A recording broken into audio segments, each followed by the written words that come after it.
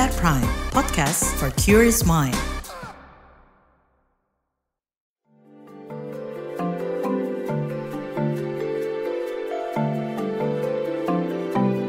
Saga, cerita tentang nama, peristiwa, dan fakta.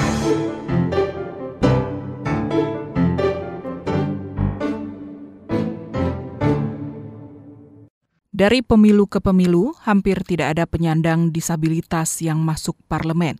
Padahal makin banyak difabel yang berminat ikut kontestasi elektoral. Salah satunya Muharyati, caleg DPRD DKI Jakarta dari Partai Buruh. Namun melihat hasil penghitungan suara, kemungkinan besar dia gagal di pemilu kali ini. Apakah Muharyati bakal menyerah? Bagaimana pengalamannya menjadi caleg untuk pertama kali? Jurnalis KBR Nafisa Deana berbincang dengan Muharyati menjelang dan sesudah hari pencoblosan. Simak kisahnya yang dibacakan Sindu Darmawan.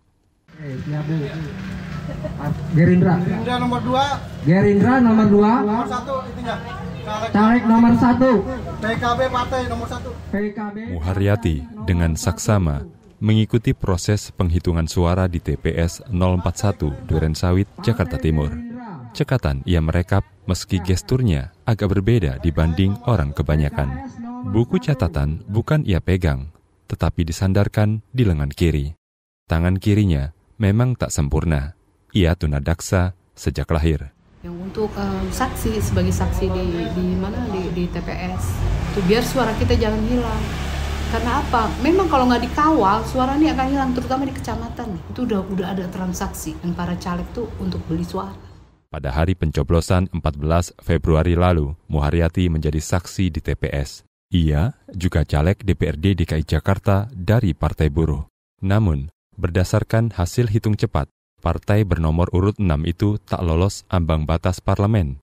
Otomatis, Muharyati juga gagal. Jika tidak terpilih ya nggak ini, tapi kan tetap masih pada layanan kesejahteraan sosial. Saya nggak patah semangat, saya jadi semangat, jadi tambah semangat. Ini pertama kali Muharyati maju nyalek meski sempat lama berkecimpung di dunia politik. Ia pernah menjadi kader PDI Perjuangan selama 20 tahun. Saya untuk maju menjadi caleg dimintakan mahar, ada nominalnya kan. Sedangkan di Partai Buruh ini tidak free sama sekali.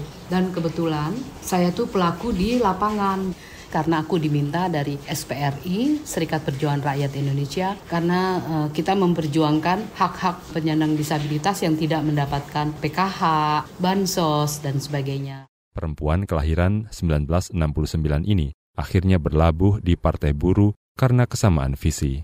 Modalnya berkampanye bukanlah uang, melainkan mulut dan pengalaman. Kalau untuk pendanaan, kebetulan Partai Buruh yang membuat APK. Seperti banner, stiker gitu. Tapi kalau untuk kampanye ke teman-teman, aku sih cuma modal mulut, menggunakan visi misi saya bahwa jika saya terpilih, saya akan mensejahterakan disabilitas. Maksudnya karena saya yang berhadapan langsung, yang tahu di lapangan bagaimana kondisi disabilitas. Nah, dengan kampanye ini, saya nggak mengeluarkan uang, ngasih sembako, saya nggak punya. Dunia advokasi memang sudah digelutinya sedari lama. Sebagai paralegal di LBH Jakarta dan LBH Apik, Muharyati banyak mendampingi difabel yang didiskriminasi. Misalnya urusan upah murah, PHK, hingga akses pendidikan yang sulit. Ketidaksetaraan pun kentara di balik TPS saat difabel menyalurkan hak pilih. Itu kayak form pendamping harusnya kan minimal 10 lah. Karena kan kita nggak tahu seseorang yang akan menjadi disabilitas. Stroke tidak bisa berjalan masuk disabilitas, ya kan? Kayak form pendamping, masa form pendamping 1. Sedangkan di sini kan 266. Harusnya ada dong ya minimal 2,6 atau 3 lah. Masa ini 1. Nah, template alat coblos mestinya ada. Walaupun tidak ada, siapa tahu nanti pemilihnya tiba-tiba dia mengalami diabetes, di glukoma, kan nggak bisa ngelihat. Padahal Bawaslu dibentuk udah lama ya istilahnya kan. Makanya saya suka ngomong pelibatan disabilitas, karena yang paham itu orang disabilitas, nggak mungkin orang bukan disabilitas dia paham. Isu diskriminasi sangat personal bagi Muharyati. sulung dari 6 bersaudara ini kenyang dengan perundungan sejak kecil karena terlahir difabel. Ya kalau dikatain anak aku lawan, emang aku gitu. Berantem hayu, anak laki juga nggak masalah. Gitu. Jadi itu terbiasa di lingkungan kampung ya, biasa. Jadi aku nggak merasa rendah diri, nggak merasa ini, nggak, bahkan galak. Aku galak maksudnya. Galaknya itu kalau misalnya kan biasa ya, kalau kita tinggal dikata-katain gitu, dibully, aku lawan. Sebelum berkecimpung di dunia aktivis, ia bekerja sebagai penjahit. Oh, ada organisasinya loh, penyandang disabilitas tahun 2011. Aku baru tahu ada organisasi disabilitas. Tadinya aku seorang ibu yang pokoknya menjahit, terus ngurus anak. Pas tahun 2019 aku mulai mengajar di panti, aku mulai rasa empati aku lebih, ternyata yang cacat bukan hanya aku bahkan ringan, mereka yang nggak bisa jalan, ya kan. Lambat laun, tekadnya kian bulat untuk berbuat lebih banyak demi mengakhiri diskriminasi terhadap difabel. Salah satunya dengan mendaftar sebagai anggota Bawaslu. Namun, asa itu pupus. Ternyata itu masih ada diskriminasi juga. Ada bukti-buktinya. Ketika bikin surat kesehatan, pengadilan gitu kan ya, SKCK, terutama kesehatan jasmani rohani gitu. Nah, Bu, ini surat keterangan kesehatannya kurang, harusnya keluaran rumah sakit. Kan mahal, 750.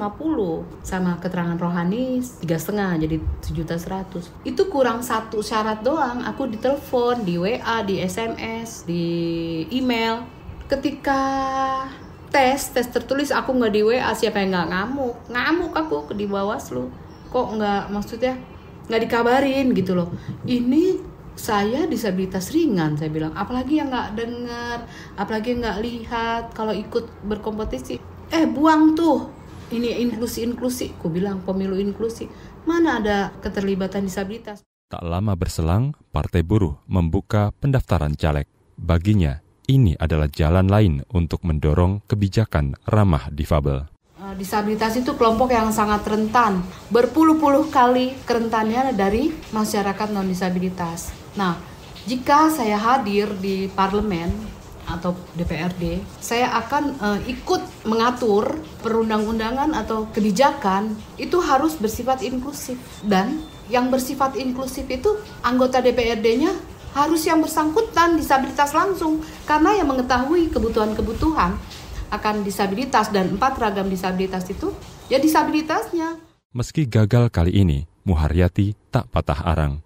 Ia bakal mencoba lagi di pemilu berikutnya. Saya juga sudah mulai untuk persiapan pemilu tahun 2029 ya. Saya udah mulai kaderisasi dengan milenial generasi Z. Gampang loh memasuki paham tentang Partai Buruh. Kalau aku gini aja, anak-anak, kamu tujuan sekolah di SMK mau apa?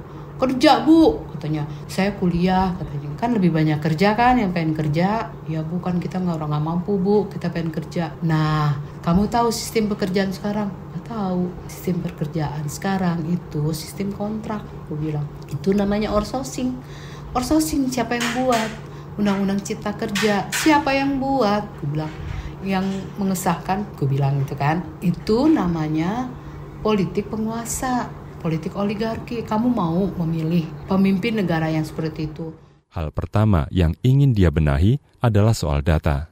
Banyak difabel belum tercatat karena berbagai alasan, padahal data menentukan aksesibilitas untuk mendapatkan pendidikan, pekerjaan, hingga bantuan sosial. Disabilitas itu masih dianggap PMKS kan, masuk dalam daftar PMKS disabilitas loh. Penyandang masalah kesejahteraan sosial.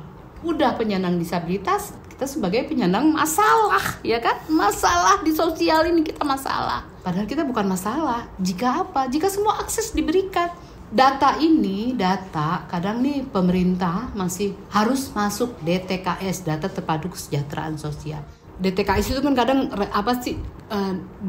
disamakan dengan miskin, ya kan?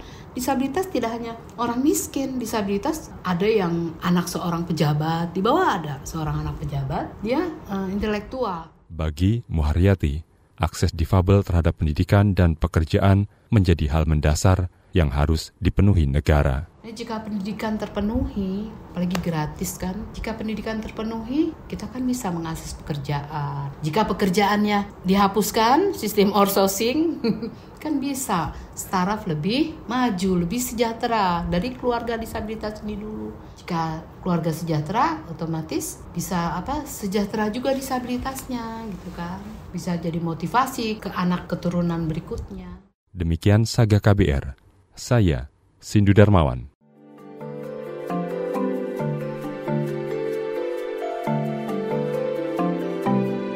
Saga, cerita tentang nama, peristiwa, dan fakta.